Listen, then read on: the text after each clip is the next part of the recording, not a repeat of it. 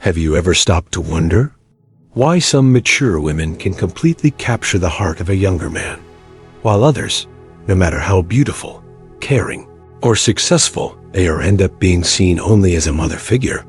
This puzzle has fascinated psychologists for decades, and one of the deepest thinkers on this subject, Carl Jung, pointed out something that might surprise you. It's not about age, it's not about looks, and it's definitely not about money. In this video, I'm going to reveal the real difference, the subtle but powerful psychological truth Carl Jung hinted at that decides whether a younger man is irresistibly drawn to a mature woman, or quietly distances himself and places her in the role of a caretaker. By the end, you'll understand what really creates attraction and what silently destroys it. But before we dive in, take a second right now and subscribe to my channel SYC Soul. Hit the like button and share this with those who need it. Because once you discover this hidden truth, you'll see relationships through an entirely new lens. Now, let's begin. Carl Jung believed that relationships are deeply influenced by unconscious archetypes, the hidden roles we step into without realizing it. Most people think attraction is controlled by surface-level things, youth, beauty, money, or even how much attention you give him. But Jung's psychology shows that's just an illusion. The real difference lies in something less obvious, something invisible. It's the energy you carry, the archetype you activate when you are with him, the way you make him feel about himself in your presence.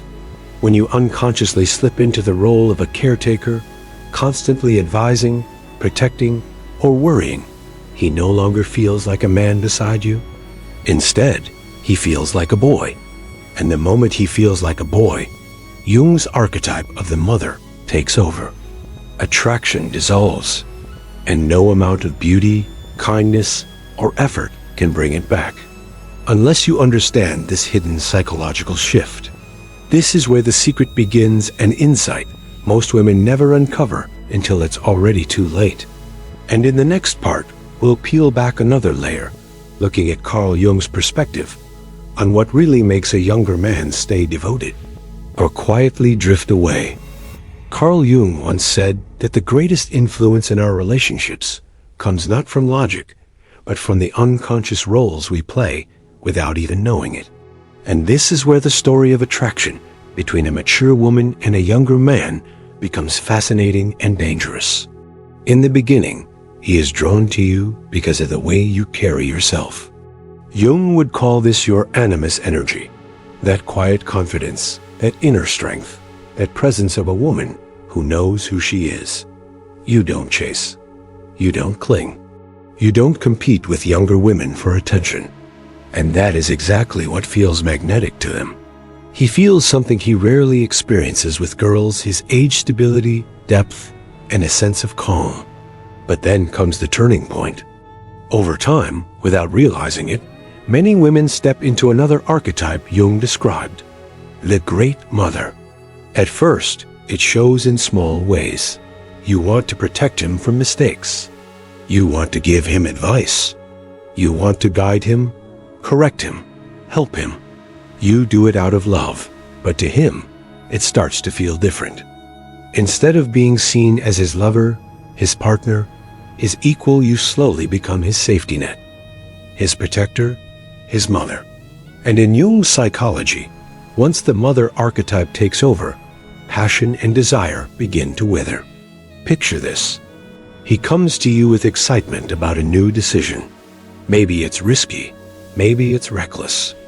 Instead of supporting his sense of adventure, you jump in with warnings and corrections. In your heart, you're helping. But in his unconscious, the message he hears is, she doesn't trust me. She doesn't believe I can handle my own life. That's the seed. A seed of doubt about himself and about how you see him. Over time, that seed grows into distance. He stops opening up. He stops sharing his dreams. He begins to feel smaller in your presence, not stronger. And Carl Jung warned us, the unconscious doesn't lie. Once a man feels trapped in the archetype of the son, he will unconsciously seek the woman who makes him feel like a man again, even if he still cares for you deeply. But here's the part most people miss. There is a way to shift this energy back, to awaken the archetype that reignites desire. In the next section, we'll explore exactly how Jung's psychology reveals the hidden key to keeping attraction alive. Carl Jung believed that the unconscious mind shapes every bond we form, especially romantic ones. And when it comes to a younger man and a mature woman, there is one hidden force that determines whether the bond grows stronger or quietly falls apart. That force is how he feels about himself in your presence. Think about it. A man doesn't fall in love because you take care of him. He doesn't stay devoted because you solve his problems or shield him from the world. According to Jung, love is sustained when the animus inside a woman, her inner strength and confidence, awakens the hero archetype inside a man. This is the magic moment. When he looks at you and feels stronger, more capable, more alive, he bonds with you on a level that is nearly impossible to break. You don't just nurture him, you ignite him. And that ignition is what keeps him coming back. But here's where the danger begins. If, instead of awakening his inner hero, you constantly remind him of his flaws, correct his choices, or make him feel like he needs your permission to stand tall, then Jung's archetypes shift again. He stops seeing you as the woman who empowers him, and unconsciously begins to place you back into the role of the mother. And what happens when a man feels mothered instead of desired? He resists. He pulls away. He seeks freedom. Or worse, he looks for another woman who makes him feel like a man again. Jung's work shows us that this shift isn't something you can see with your eyes. It's invisible. It happens in tone, in energy, in the way you respond to his dreams. Do you meet his fire with your own quiet confidence, or do you dampen it with doubt and caution? That's why many mature women lose the spark without even realizing it. They think, but I gave him everything. I was kind, loving, supportive. Why did he leave? The truth is, you gave him comfort, but not empowerment. You mothered him, but didn't challenge him. And in Jungian psychology, a man will always gravitate toward the woman who makes him feel like the hero of his own story. In the next part, we'll explore the subtle signals: a look, a tone, a single phrase that can either awaken passion or unknowingly kill it. Carl Jung taught us that relationships often fall apart not because of big betrayals, but because of tiny unconscious patterns repeated over time. And nowhere is this more visible than in the dynamic between a younger man and a mature woman. It starts with the little signals: the tone of your voice when you say his name, the way you raise an eyebrow when he makes a decision you don't fully agree with, the sigh when he shares an idea that feels too reckless. Individually, these moments seem harmless. But Jung would remind us, the unconscious mind records every detail. What he hears beneath your words is not guidance, it's judgment. What he feels in your presence is not desire, it's correction. And slowly, almost invisibly, he begins to shift. Instead of coming to you with his wild ideas, he hides them. Instead of opening up his dreams, he edits them. Instead of feeling larger in your presence, he feels smaller. And once that shift begins, it is incredibly hard to reverse, unless you know exactly how to catch it. This is why Jung's archetypes are so powerful. When a man feels like the hero, he rises, he takes risks. He wants to protect, provide, and prove himself. But when he unconsciously sees you as the mother, he does the opposite. He retreats, avoids conflict, and eventually resents the very comfort he once craved. Imagine this. He comes home, excited about a risky new opportunity. Maybe it's a job, an investment, or even just a personal adventure. He shares it with shining eyes, waiting for your response. And instead of curiosity, instead of encouragement, he hears, "Are you sure that's smart? Don't you think you should wait? What if it fails?" In that moment, his unconscious takes note. Jung would say, the archetype has shifted.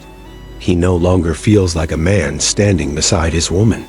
He feels like a boy standing before his mother. And here's the twist. This shift doesn't just drain his attraction for you. It drains his attraction for life. He becomes smaller in every area, not just in love. And unconsciously, he begins searching for someone, anyone, who sees the hero still living inside him. In the next part, we'll uncover the exact behaviors that flip this energy. So instead of slipping into the mother role, you awaken the passion Carl Jung believed was the foundation of lasting love. Carl Jung believed that deep attraction is never about surface-level traits. It's not about how young you look, how stylish you dress, or even how much you give. True attraction lives in the unconscious, where archetypes shape the way we see one another. For a younger man with a mature woman, the defining question is simple. Do you make him feel like a hero or like a child? This is where many women unknowingly fall into a trap. They give endlessly. They support unconditionally. They sacrifice without complaint. And in doing so, they begin to erase the very mystery that first pulled him toward them.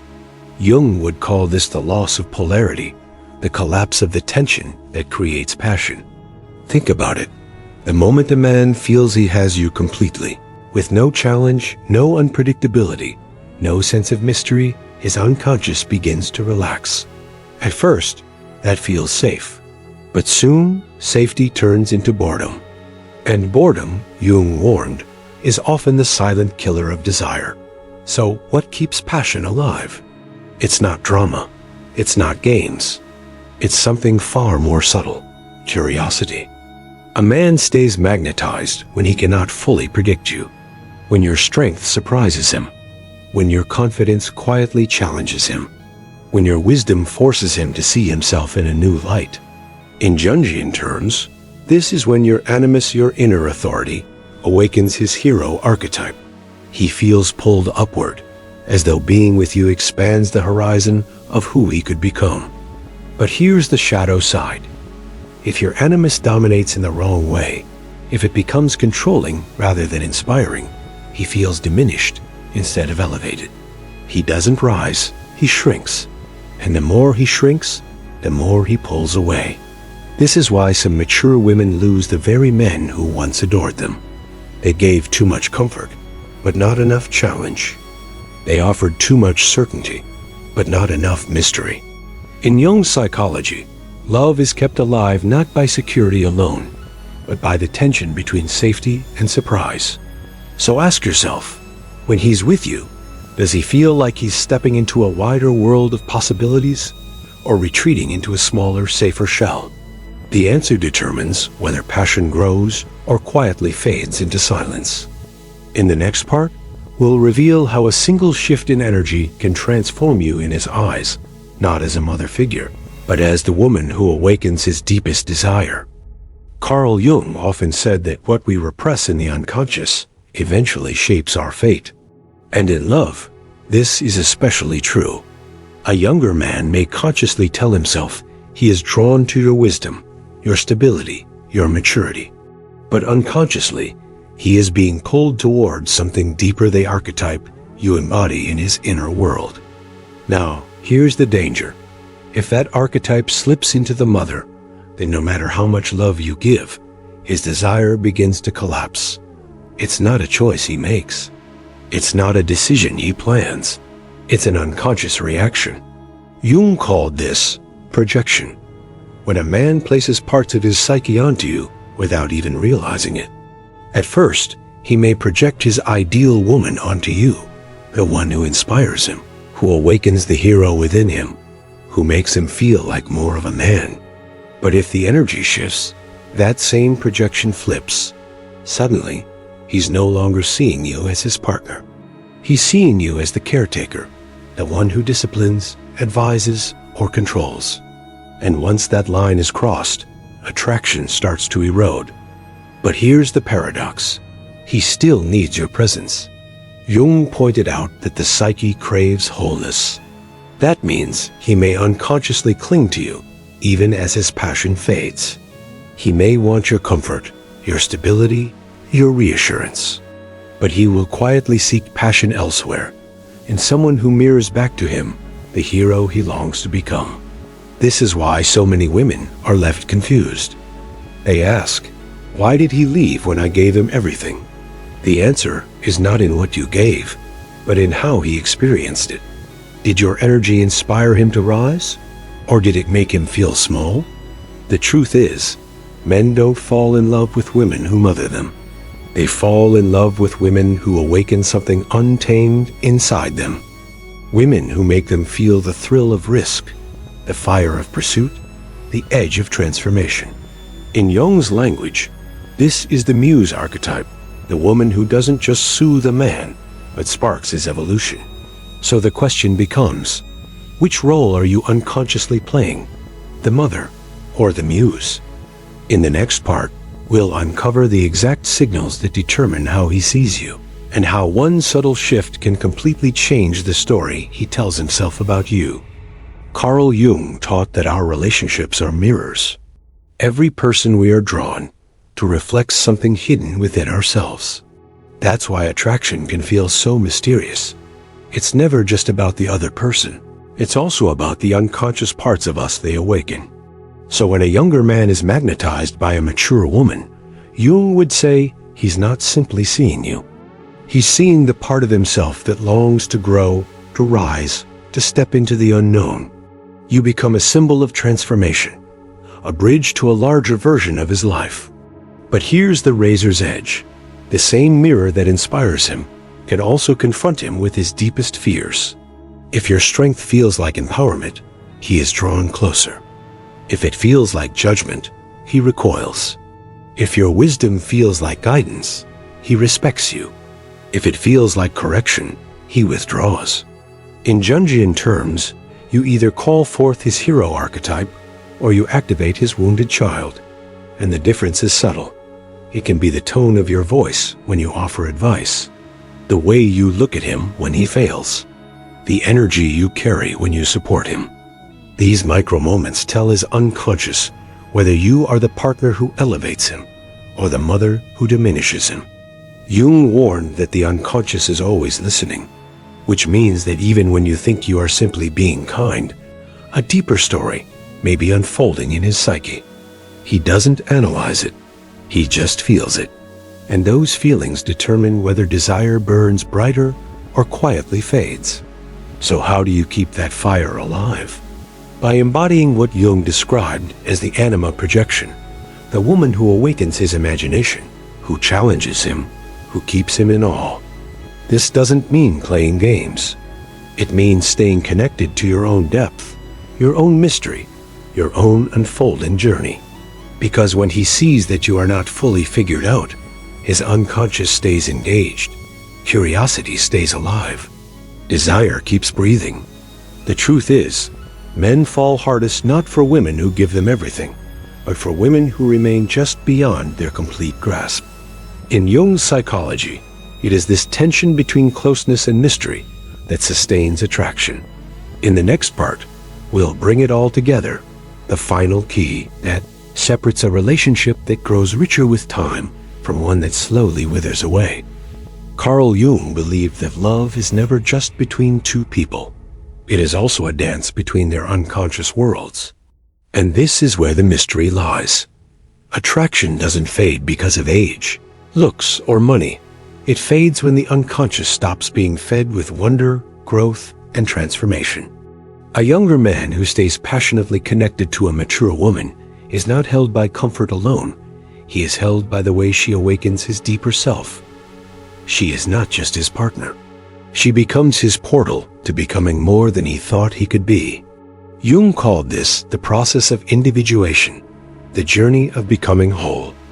And in that journey, you are either the guide who inspires his evolution or the figure who makes him retreat into boyhood.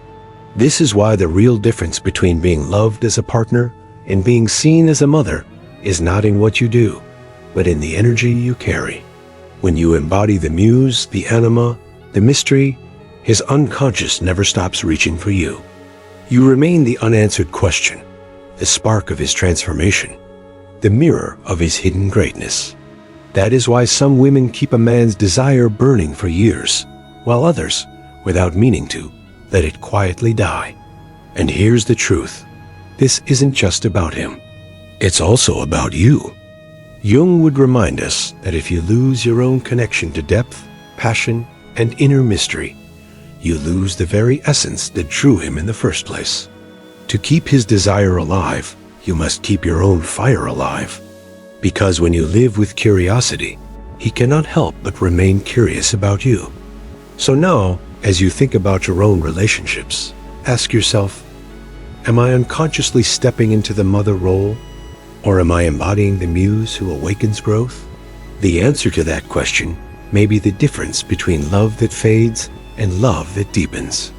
If this exploration of Carl Jung's psychology has opened your eyes, then I invite you to subscribe to my channel SYC Soul. Share this video with those who need to hear it, and like it if it gave you clarity. Together, we'll keep uncovering the hidden truths of the human mind, love, and desire, truths that can transform not only relationships, but the way we see ourselves. Because in the end, as Jung said, until you make the unconscious conscious, it will direct your life, and you will call it fate.